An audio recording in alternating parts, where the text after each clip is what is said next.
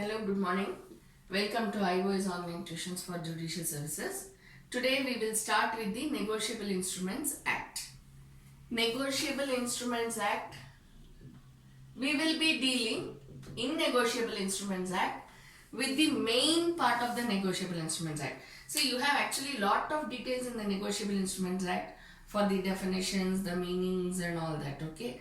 But the main part as regards what happens in the court proceedings, that is what we will be dealing with in this session. In this Negotiable Instruments Act sessions, okay, in the coming sessions. So, Negotiable Instruments Act.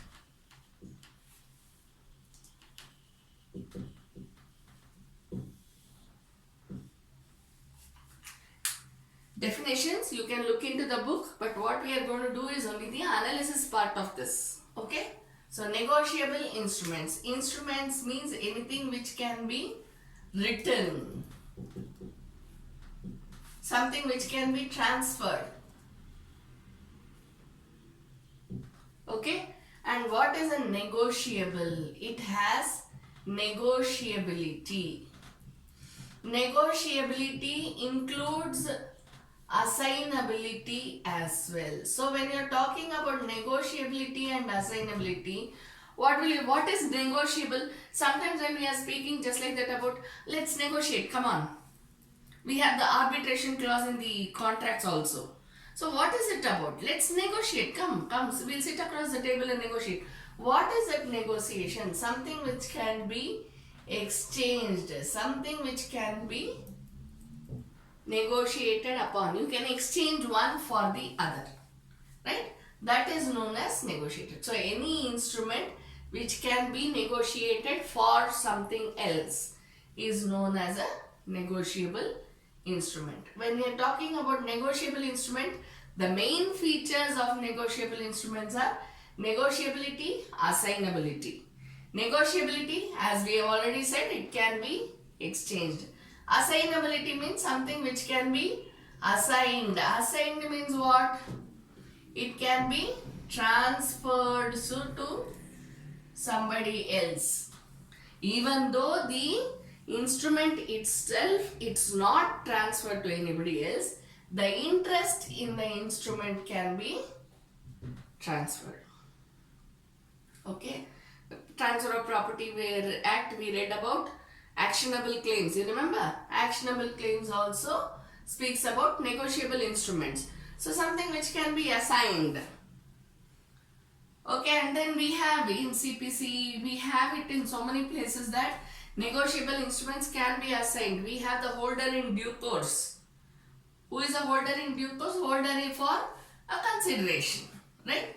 So all this, to whom the debt is given, from whom the debt is taken, the negotiable instrument can be assigned to such a person. Okay.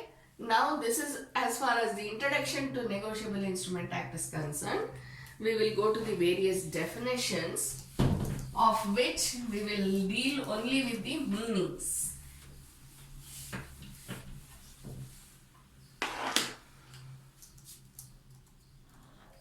Negotiable instrument, any instrument which can be negotiated for anything else. Then you have the drawer. Drawer is the person who draws the negotiable instrument. Who is the one who is drawing? It is not actually drawing, right? It is writing. The one who writes. So who will be the one who is writing? Obviously the account holder. Okay. Drawee. On whom it is drawn.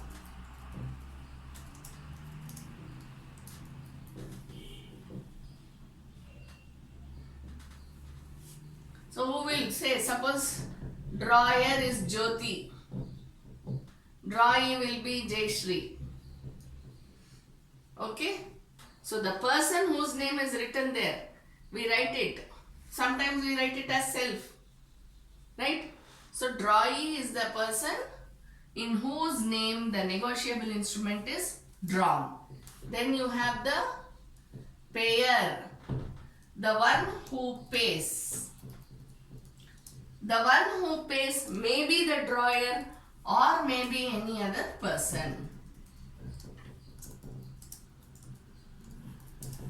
How do you know it is any other person? Who will be the one who is paying? See, for example, if I am paying through a bank, payer can be even the bank, right? Drawee can be the bank. Payer can be the bank. Same way, payee, to whom it is paid.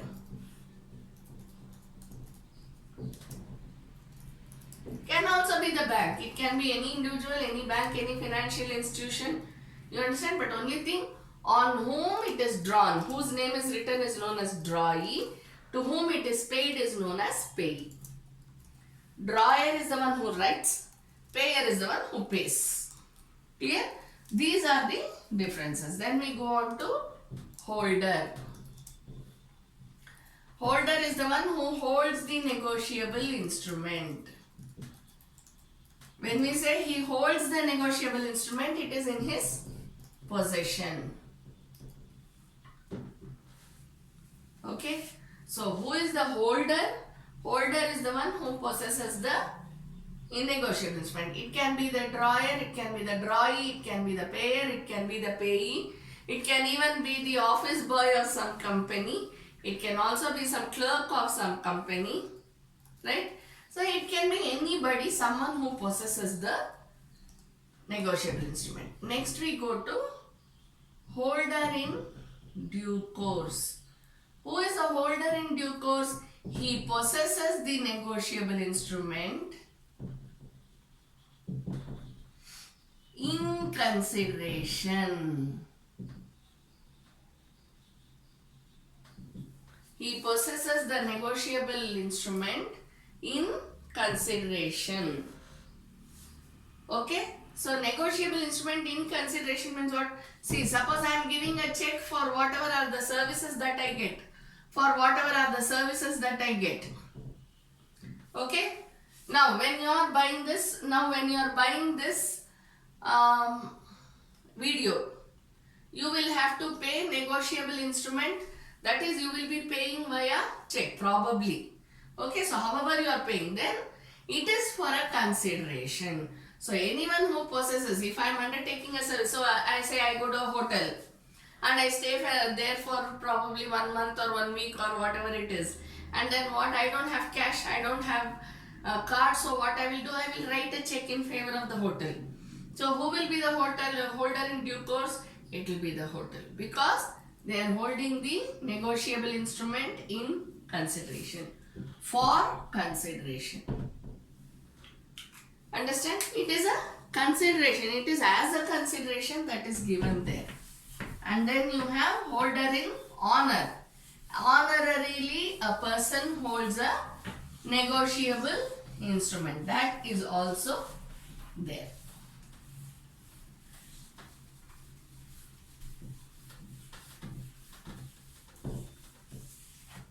Okay.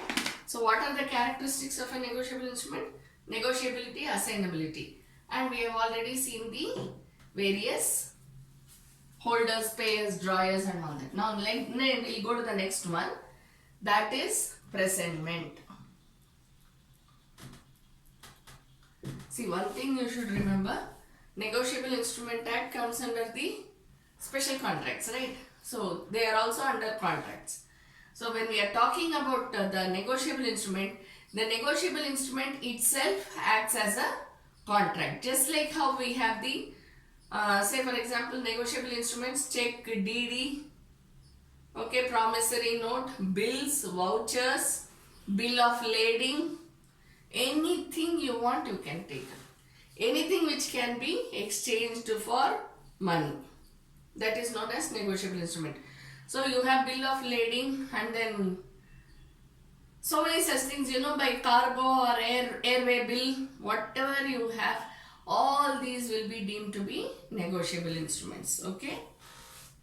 So, presentment, shares, stocks, debentures, presentment. What do you mean by presentment? When the negotiable instrument check, okay, because that's the most common negotiable instrument, and that is the only negotiable instrument which needs to be presented, okay. So when the check is or can be presented, before whom? Before the payee. When does the drawee give it to the payee? When does he present the check? Usually presentment amounts to any individual or company or anybody to the bank. Am I right? So presentment, when can a presentment happen? Presentment depends upon the date written in the check. Am I right? So it can be on site or after site. When we say on site, that means what? Present dated check. On the specific date itself, the check is dated. If I am giving a check to you today, okay, then if I have to write an on-site check, how will I write it? I will write it in today's date. And you can also present the check today itself, okay. After site means what? Post-dated checks. I am giving the check today, but I have given the check dated some other date. It is a post-dated check. Okay. So after site means post-dated check. On site means present dated check. So when can a check be presented? It depends upon the date written on the check. Okay. See, this is very, very important, because when we file a dishonor case, dishonor of check case, okay, dishonor of check case, then the date of presentment becomes very important. Why? Because the presentment date shows the arising of cause of action. Why do I say so like this? Because, see, for example, check validity is 3 months. All of you know that. If the check is dated, say today's date. What's today's date? 9 January 2019. Okay. Now, if the check is dated today, and then I say today you can go to the bank, I have money. But the person to whom I am giving the check doesn't go today. He goes probably on 11th January or probably 11th February or something like that. Then how will I know what to do? Right? Then it can be cause of action arose on 9th January. That is because it was drawn. First cause of action arose on 9th January because of drawing of the check. Second cause of action arose on 11th January. 11th February, the next cause of action arose on 11th February. Right? So 11th February shall be deemed to be the date for limitation. You understand? So this is how it works. So presentment date is very important because it shows the cause of action. Okay. And who can present the check? Drawee, payee, holder in due course. Anybody can present the check. Self-check is also there, right? So even in self-check, if I am writing a check in my own name, either I can go, or the bearer or the holder, the one who possesses the check, can go to the bank and get it. Even though it is a self-check, the person, that is the holder or the bearer, whoever, it means the same, bearer or holder. So bearer or holder can go to the bank and get the check presented.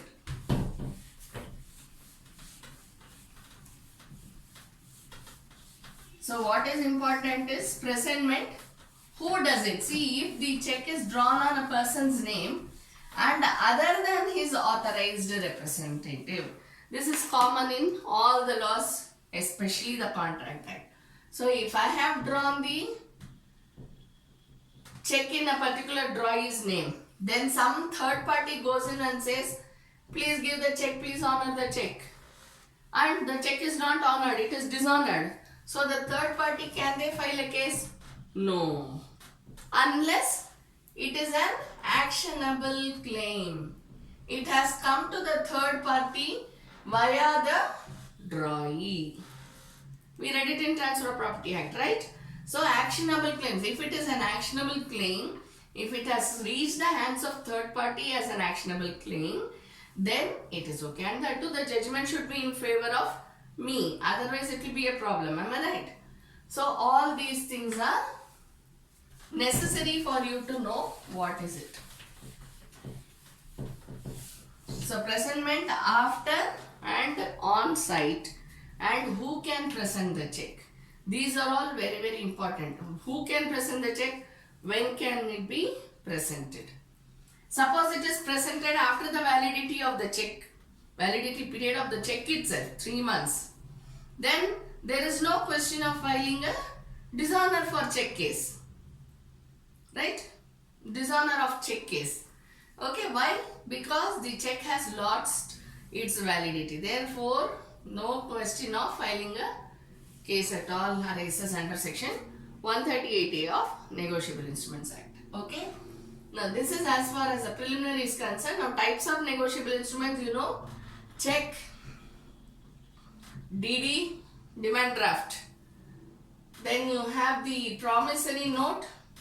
You have the bills, vouchers, bill of lading, airway bill. You may have so many such lists. You know, all these comes under the Negotiable Instruments Act. Okay. But mainly, even promissory note also is main, of course.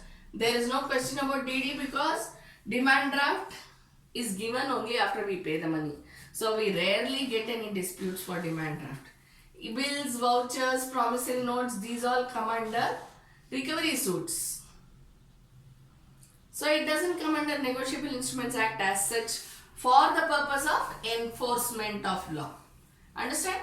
So what comes under Negotiable Instruments Act is check, because this is the most common negotiable instrument which is dishonored. Okay. These all come under usually recovery cases.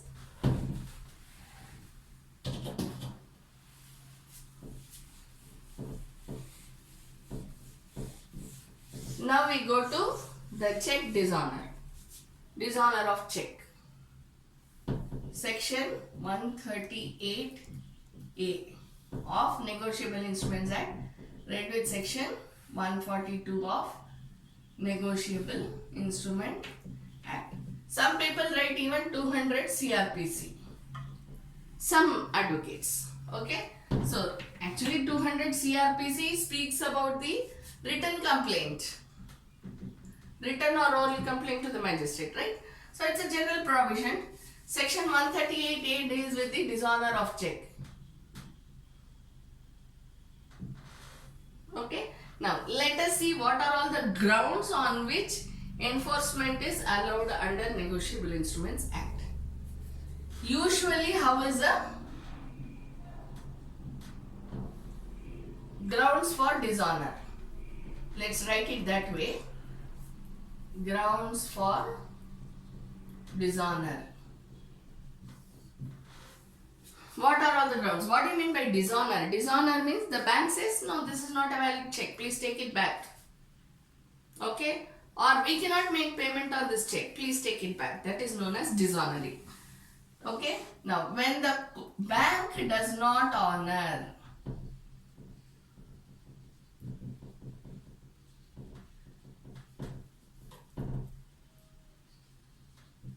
when the bank does not negotiate the negotiable instrument, when the bank returns the instrument as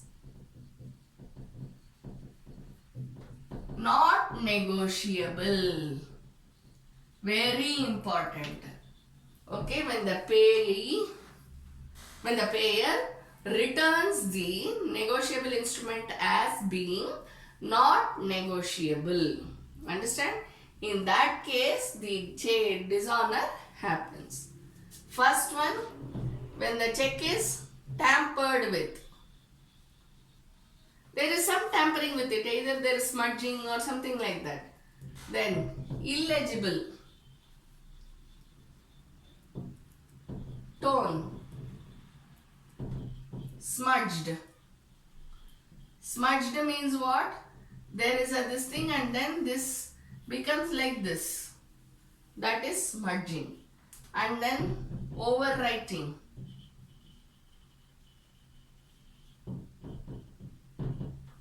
Crumpled. We know this, right?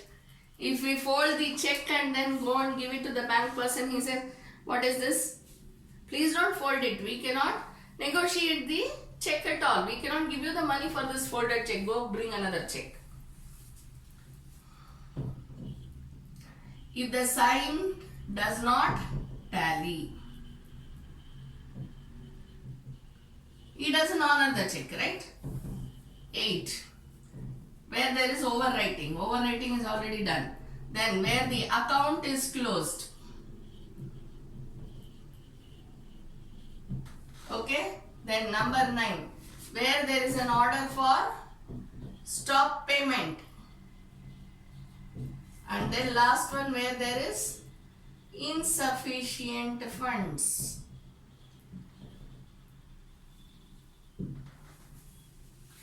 Most of you may be practicing lawyers. When we file a case for dishonor of check, what do we file it under? The reason given, insufficient funds. Am I right? So, when we file a case under when we file a case for dishonor under the section 138A, the most common reason is insufficient funds. What? Why?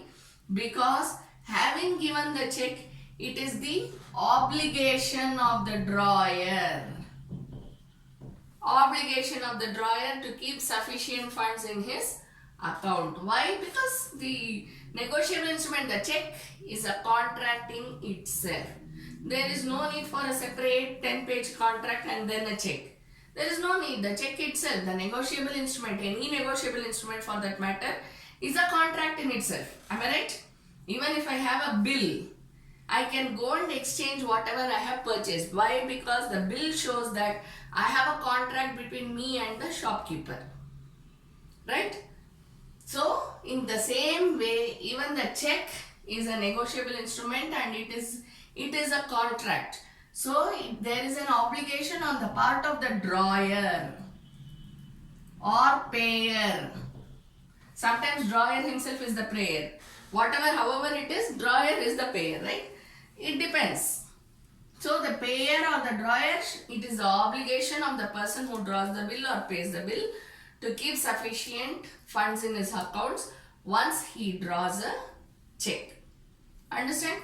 But if he doesn't do it, then it becomes an offense. When there is a breach of the obligation, it becomes an offense. Understand? Breach of the obligation to keep sufficient funds in its accounts becomes an offense. Understand? See, tampered, illegible, torn, smudged, overwriting, crumpled, sign does not tally. All these things we can rectify.